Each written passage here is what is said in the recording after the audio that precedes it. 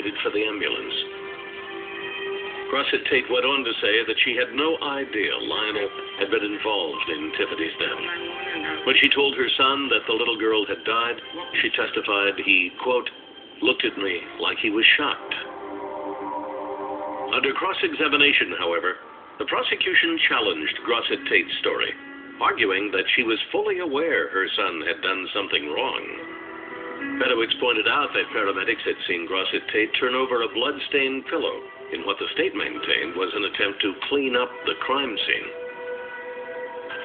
Bedowitz also questioned Grossett-Tate about the sounds Tiffany had made earlier that evening. The state argued that they were actually the girl's cries for help, and that Grossett-Tate ignored them. Kathleen came out of her bedroom and yelled down the stairs to shut up, and if you don't, I'll come down and beat your butt. The defense had hoped her testimony might win the jury's sympathy. However, Grossett-Tate's appearance on the stand left some observers believing that she herself was at least partially responsible for Tiffany's death. I think people found it very hard to understand how any parent would leave children unsupervised and how a child could end up dead downstairs in your townhome and you not know about it. On January 25th, 2001, the trial of Lionel Tate drew to a close.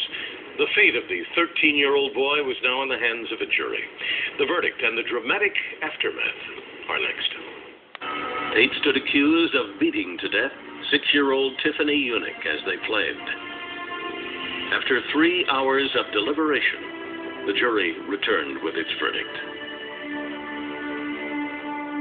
We, the jury, find the defendant is guilty of murder in the first degree as charged in the indictment.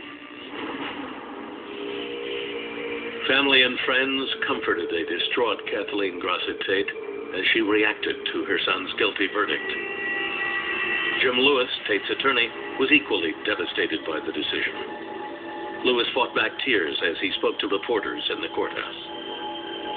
We had talked about maybe going fishing this weekend, and I broke that promise to him now. I told him that I'd do the best I could to make that come true someday.